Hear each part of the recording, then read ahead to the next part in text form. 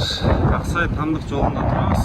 Ушул көпүрөнү өткөндө Тажикстанга жагдырып анын видеосун каналдан көрсөңүз керек. Азыр ушул жердин канчалык маанилүү экендигин эске түшүндүрүп берейин деп атам да. Бул тоо келип кетип атпайбы? Ошонун ар жагында Тажикстандын Кожойлоо деген айылы башталат да. Ошонун ар жагында бир Аргостой дагы кичине жүргөндө 4 көчө бар. Бир нече жылдан бери 4 көчөнү кандайдыр бир деңгээлде тажикстандыктар көзөмөлдөп атат деп айтсак болот. Анткени алар уруш болсо кааласа жабат, кааласа эле 4 көчөнү ачат. Анан ошол 4 көчөдөн бери ушул бактарга чейин тажикстандыктар колдонот да. Азыр жерди ошол иштетет. Суунун бияк бөлүгү. Бияк бөлүгү болсо ошол кыргызстандыктар каттайт. Могу жол Аксай Тандык жолу. Тетигил жакта Головной, ар жагында Көкташ, андан ары Баткенге түшүп кетет. Бул жол менен кыргызстандыктар келет дагы мындайынан тетигил жерден солго бурулат дагы Өдөбөстой Аксайга кетет. Ал эми тажикстандыктар болсо ошол жерден түз өтүп кетет. Анан менин айтайын дегеним, азыр тетигил өйдө жакта тоонун түбүндө Борух анклавы жайгашкан. Анын берки башында Аксай. Анан Аксайдан бери келгенде Аксай менен ушу биз турган жердин аралыгы бир 10 мүнөттүн жолу да, андан ашпайт. Анан айтайын дегеним, картада жана клин болуп кирип атпайбы ушул жерде? Кыргызстан аймагына кирип келип туруп ортодон үзүлөт го, ошо үзүлгөн жеринде турам да.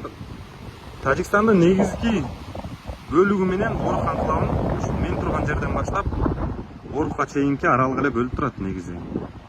Анан былтыркы чырдан кийин жана протокол боюнча сөз жүрүп, ал протоколго ылайык ошол мол суу барып туруп Аксай айылын ортодон бөлүп өтөт. Сол тарабы Капчыгай деп аталат. Жергиликтүү тургундар Танги деп коюшат да. Ошол Тангинин үстү менен жол салынып, анан ушундайынан келип туруп, могу кандай келерин эми алакмент эч ким көргөн эмес, бирок ошол жергиликтүү тургундардын айтымында ушундайынан келип туруп, анан мындайынан келип Борухтан жол. Анан бияка ошол Кожойлоо аркылуу суунун бияк бетине өтүп, бир көпүрө мененби же бул жерден эстакада курулат деп айтып атышкан. Ошону менен барып анан Тажикстанга кошулуп кетмек да. Анан ошол Танги азыр толугу менен талкаланды. Аякта бир 2-3 үй эле калды. Аксайдын бир бөлүгү талкаланса, Тангиден канча айынан эч нерсе калган жок. Анан 4 көчө жабылган учурда ошол кыргызстандыктар ушундайынан каттап жүрөт. Эми өткөндөнкү уруштан кийин көпүрө жарылгандан кийин ушинтип шагыл менен төшөп коюшкан.